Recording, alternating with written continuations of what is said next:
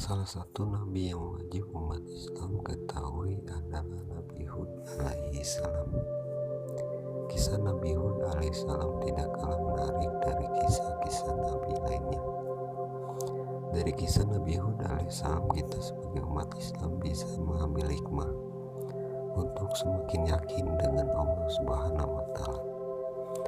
Pada awalnya, setelah peristiwa banjir besar yang melanda kaum Nabi Nuh alaihissalam, beliau masih hidup untuk beberapa tahun sebelum akhirnya meninggal dunia. Kemudian manusia kembali berkembang semakin banyak dari keturunan Nabi Nuh alaihissalam. Nabi Nuh alaihissalam memiliki 4 anak yang bernama Ham, Sem, Yafet, dan Yam atau Kan'an. Karena satu anak Nabi Nuh alaihissalam, yaitu Yam atau Kan'an, meninggal akibat tidak mau beriman kepada ayahnya, maka tersisa 3 orang anak. 3 orang inilah yang akhirnya memiliki keturunan di seluruh dunia. Ham dikatakan memiliki keturunan suku Kipti di Mesir dan beberapa suku di Afrika. Sem memiliki keturunan orang Persia atau Arab dan Romawi, sedangkan Yafet memiliki keturunan orang-orang Turki dan Sakalibah. Dikatakan bahwa Sem bin Nuh memiliki keturunan dari bangsa Arab, yaitu Iram. Iram ini disebutkan Al-Quran dalam surat Al-Fajr, memiliki bangunan yang belum pernah dibangun di negeri lain, yaitu penduduk Iram yang mempunyai bangunan-bangunan yang tinggi yang belum pernah dibangun suatu kota seperti itu di negeri-negeri lain. Dijelaskan juga dalam surat Al-Fajr 7 ayat 7 sampai ayat 8. Iram inilah yang memiliki keturunan kaum Ad, kaumnya Nabi Hud alaihissalam. Kaum Ad sendiri dibagi menjadi 2, yaitu kaum Ad keturunan Iram dan satu lagi kaum Tasmud, yaitu keturunan kaum Nabi Saleh alaihissalam. Kaum Ad tinggal di daerah yang bernama Ahqaf, yang akhirnya menjadi salah satu nama surat di Al-Quran.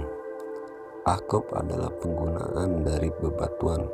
Letaknya berada di antara Yaman, Oman, dan Hadramaut. Ma'ad disebutkan kaum dari bangsa Arab yang pertama kali menyembah berhala, dan yang pertama kali dari keturunan Nabi Nuh alaihissalam yang menyembah berhala. Berhala yang mereka sembah ada 3, yaitu Sada, Samud, dan Haba. Kaum Ad memiliki perawakan yang besar dan kuat, di mana mereka dapat mengukir dan membuat bebatuan gunung menjadi tempat tinggal mereka. Bahkan dikatakan ukuran tubuh mereka lebih besar dari kaum sebelumnya. Mereka juga diberkahi dengan kecerdasan, kekayaan alam yang melimpah. Namun yang kurang dari mereka adalah rasa syukur kepada Allah. Bahkan mereka juga berani berlaku sombong dan syirik kepada Allah Subhanahu wa Ta'ala. Akhirnya Allah Subhanahu wa Ta'ala mengutus salah seorang dari kaum tersebut untuk meluruskan kembali iman mereka.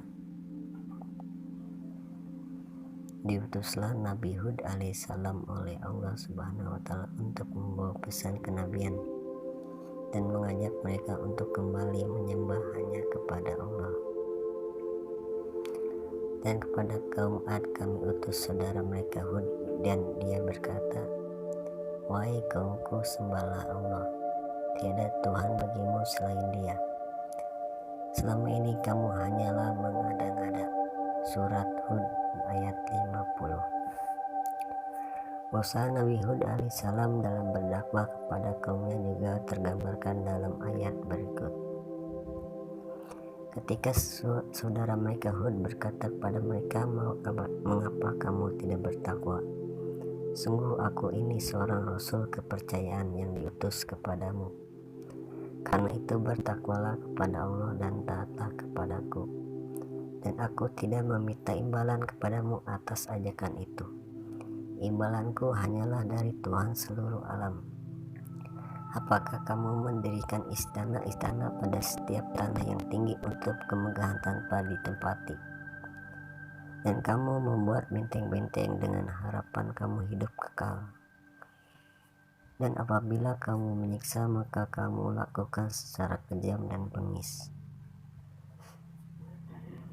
Maka bertakwalah kepada Allah dan taatlah kepadaku. Surat As-Sayyu Ara 124-131. Namun ajakan Nabi Hud alaihissalam tidak direspon dengan baik oleh kaumnya. Nabi Hud alaihissalam justru mendapatkan lecehan, diejek dan bahkan mendapat ancaman dari kaumnya sendiri. Mereka menjawab dakwaan Nabi Hud alaihissalam dengan keejekan. Pemuka-pemuka yang kafir dari kaumnya berkata, "Sesungguhnya kami benar-benar memandang kamu dalam keadaan kurang akal. Dan sesungguhnya kami menganggap kamu termasuk orang-orang yang berdusta." Surat Al-A'raf ayat 66. Tapi Nabi Hud alaihissalam menerima ejekan itu dengan sabar dan menjawab. Hud berkata, "Hai kaumku, tidak ada padaku kekurangan akal sedikit pun. Tetapi aku ini adalah utusan dari Tuhan semesta alam. Aku menyampaikan amanat-amanat Tuhanku kepadamu dan aku hanyalah pemberi nasihat yang terpercaya bagimu." Surat Al-A'raf ayat 67-68. Nabi Hud alaihissalam terus berdakwah, mencoba menyadarkan kaumnya agar kembali beriman. Namun bertahun-tahun melakukan dakwah, hanya sedikit saja dari kaum Ad yang mau mengikuti ajaran Nabi Hud alaihissalam. Kaum Ad justru semakin tersesat dengan harta dan kenikmatan yang diberikan Allah kepada mereka. Namun Nabi Hud alaihissalam justru juga tidak menyerah dengan terus berusaha mengajak kaum Ad untuk kembali beriman kepada Allah.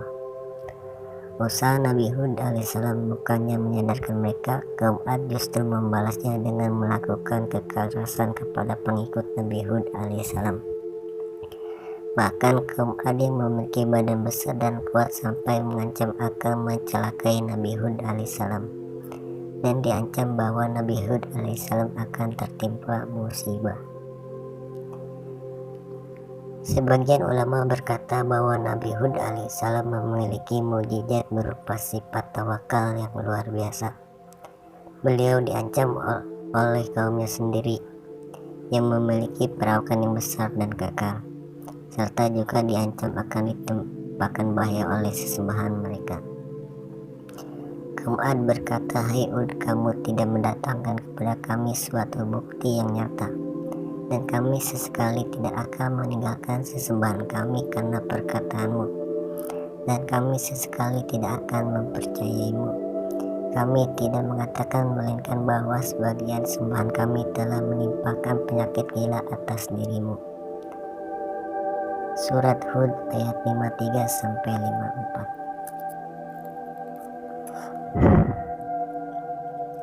Namun tidak ada terlihat sedikit pun rasa takut dalam diri Nabi Hud alaihissalam setelah menerima ancaman tersebut. Ini karena kuatnya iman dan tawakal yang ada pada dari Nabi Hud alaihissalam kepada Allah Subhanahu wa Ta'ala. Hud menjawab, "Sesungguhnya aku bersaksi kepada Allah dan saksikanlah olehmu sekalian bahwa sesungguhnya aku berlepas diri dari apa yang kamu persekutukan dari selainnya, sebab itu jalankanlah tipu dayamu semua terhadapku, dan janganlah kamu memberi tangguh kepadaku. Sesungguhnya aku bertawakal kepada Allah Tuhanku dan Tuhanmu." Surat Hud ayat 54-56. Kaum Ad terus mengejek dan mengancam Nabi Hud alaihissalam, bahkan mereka menantang dengan meminta untuk segera mendatangkan azab kepada mereka.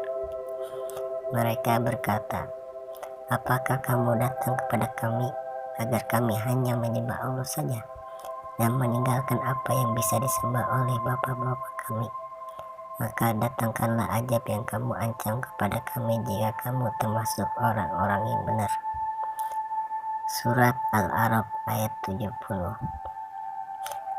Mendengar jawaban mereka, Nabi Hud alaihissalam menjawab, apakah kamu sekali hendak berbantah dengan aku tentang nama-nama berhala yang kamu beserta nenek moyangmu menamakannya? Padahal Allah sekali-sekali tidak menurunkan hujah untuk itu. Maka tunggulah ajab itu. Sesungguhnya aku juga termasuk orang yang menunggu bersama kamu. Al-A'raf ayat 71. Kemudian tanda-tanda datangnya ajab Allah Subhanahu wa Ta'ala mulai bermunculan.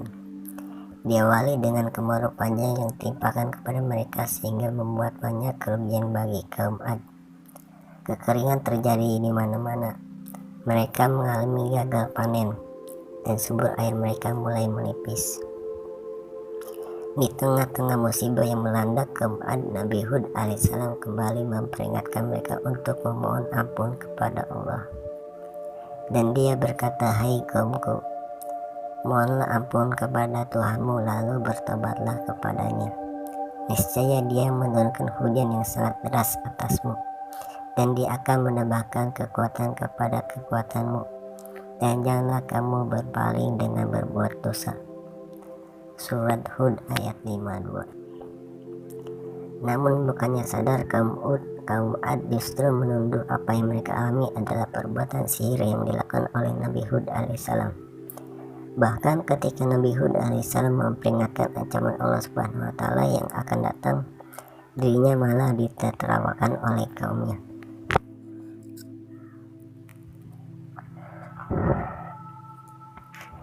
Ketika kaum Ad justru tidak tahan lagi dengan kemarau yang melanda negeri mereka dan mengirim beberapa utusan untuk meminta air hujan di tanah haram. Para utusan tersebut dipimpin oleh seseorang bernama Kil bin Anjah. Dikisahkan ketika dalam perjalanan, Kil bin Anjah melihat ada 3 gumpalan mendung yang tebal di langit dengan warna yang berbeda-beda, yaitu putih, merah, dan hitam. Kemudian muncul suara dari langit, pilihlah untukmu atau untuk kaummu salah satu dari ketiga mendung tersebut. Kemudian Kil bin Anjah pun memilih mendung yang berwarna hitam, karena dirinya menganggap bahwa di dalam mendung tersebut banyak mengandung air. Melihat datangnya awan mendung yang hitam, masyarakat kaum Ad merasa senang karena mereka berpikir akan segera mendapatkan siraman air hujan. Mereka mengira mendung tersebut akan membawa kebaikan kepada mereka dan kepada lingkungan mereka. Padahal itulah ajab yang sebelumnya pernah mereka minta untuk disegerakan. Maka tatkala mereka melihat ajab itu berupa awan yang mendung, inilah awan yang akan menurunkan hujan kepada kami. Bukan, bahkan itulah ajab yang kamu minta supaya datang dengan segera, yaitu angin yang mengandung ajab yang pedih.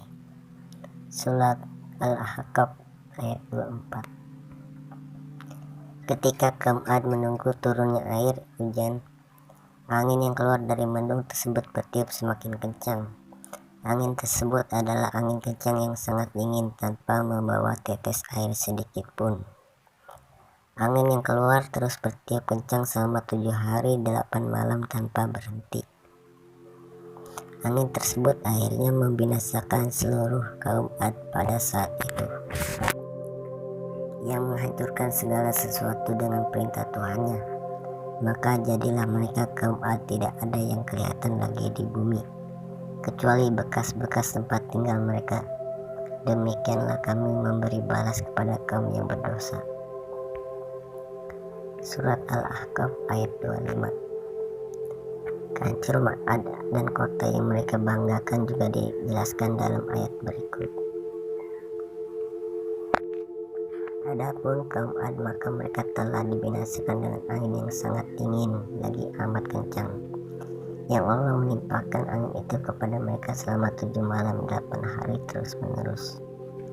Maka kamu lihat kaum Ad pada waktu itu mati berkelimpangan seperti batang-batang pohon kurma yang telah kosong lapuk. Al-Hakam ayat 6-7. Adapun Nabi Hud alaihissalam beserta pengikutnya diselamatkan oleh Allah Subhanahu wa Ta'ala. Maka kami selamatkan dia Hud dan orang-orang yang bersamanya dengan rahmat kami, dan kami musnahkan sampai ke akar-akarnya orang-orang yang mendustakan ayat-ayat kami. Mereka bukanlah orang-orang yang beriman. Surat Al-A'raf ayat 72. Mereka kemudian keluar dari wilayah Iram menuju tempat lain. Setelah peristiwa yang menimpa kaum Ad, Nabi Hud alaihissalam hidup tempat baru dan dikatakan meninggal di usia 472 tahun. Makam Nabi Hud alaihissalam berada di daerah yang bernama Sib Hud, berupa lembah kecil di antara Yaman dan Oman. Hingga saat ini makam Nabi Hud alaihissalam masih ramai dikunjungi oleh para peziarah.